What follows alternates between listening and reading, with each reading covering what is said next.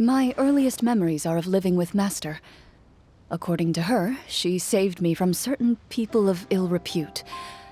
My birth parents had left me behind some time before that. What a heavy beginning for a life story. Master was a fascinating individual, if inexperienced in the ways of raising children. My first ever toy was a short sword. Although I suppose it wasn't so much a toy as something Master removed from her waist and handed to a noisy child in need of distraction.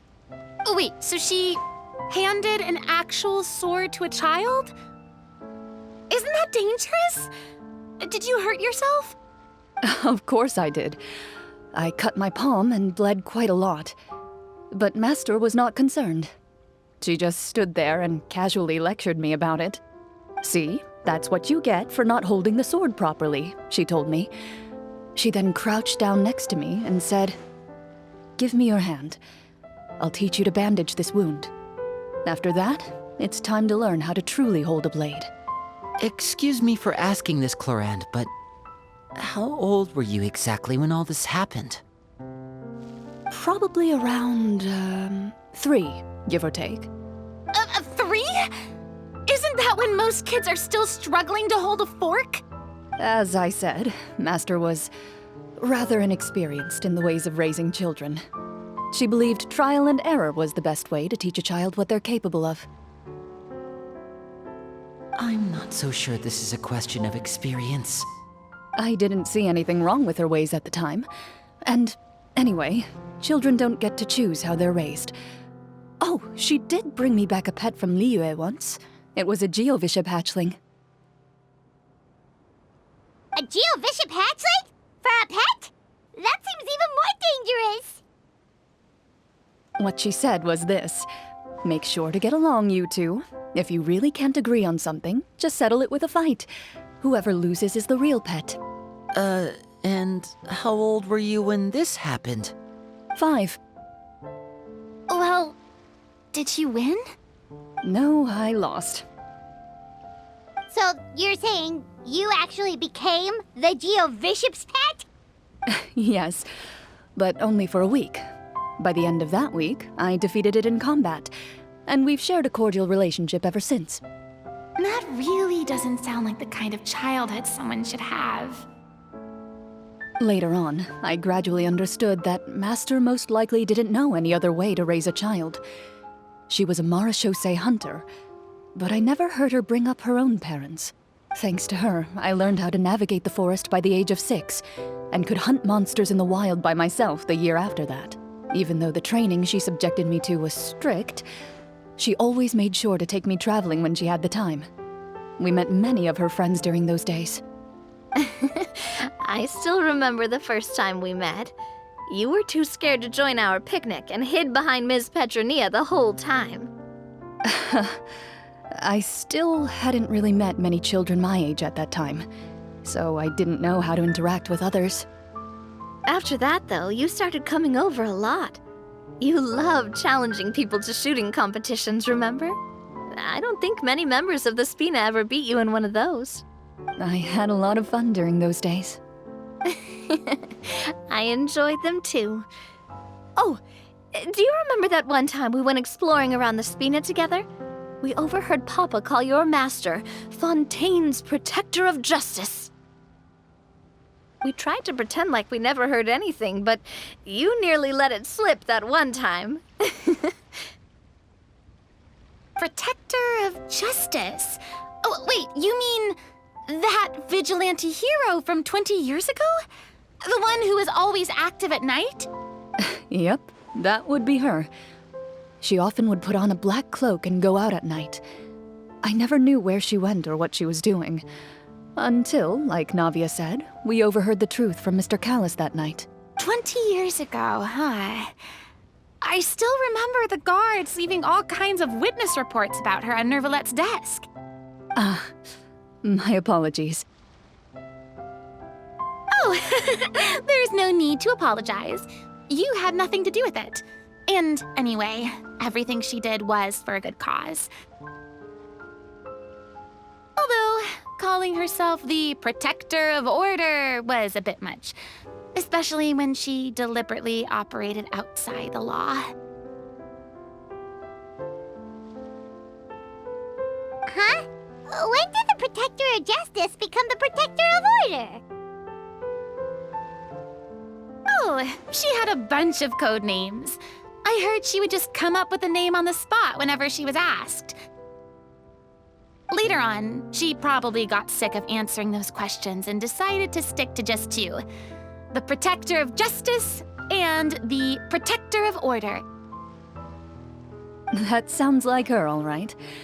I bet she forgot which of the two she'd use by the time she got back each night. Well, she certainly sounds like a fascinating individual. With her strong sense of justice, it's no surprise her student followed in her footsteps. It's true. I always wanted to become like her. Someone powerful, independent, and with a strong sense of conviction. But...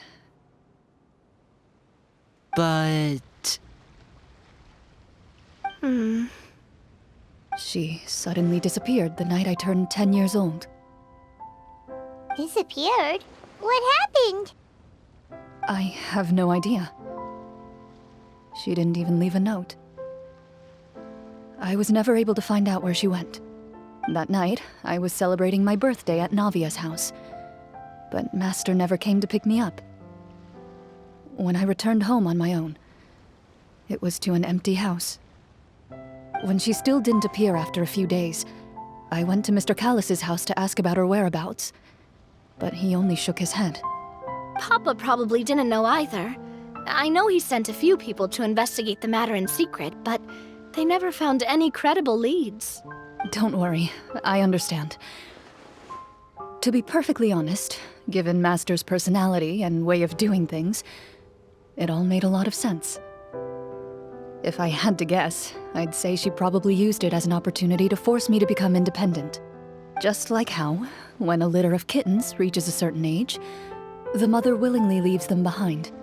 Were you upset, Clorinde? I was at first, but not anymore. I don't believe Master would suddenly disappear for no reason. There must have been something she just had to do. Well, despite everything, you still managed to follow in her footsteps and become the greatest champion duelist in all of Fontaine. You're practically a living symbol of law and justice. I suspect my position would be far too by the books for her. Master always did whatever she pleased. But you're right. I suppose I do take after her in some ways. Who knew Clorinde had such an interesting past? I never had the chance to ask her about it before. And I wonder, if Clorinde's master were the champion duelist back then, would that duel against Mr. Callus have gone differently? Oh no.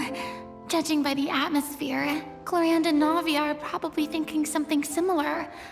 The mood just got super awkward all of a sudden. Well, anyway. Would you look at the time? It's getting dark, so we should probably call it a day for real this time. If we keep talking like this, we really will be here all night. I had a great time today, Miss Clorinde. Thank you for being our GM. Anytime. The script was good, but I've got to say, your childhood stories were even better. Hey, you should tell us more about that fight against the Geo-Bishop sometime. Maybe your master was onto something. You could be right. What does she mean, onto something? I certainly don't know any 5-year-olds who want to fight a bishop in their spare time. Guess I'll head back as well. I need to save my energy if I want to continue enjoying the story tomorrow. You're that excited to hear about my fight with the bishop? I was talking about the script.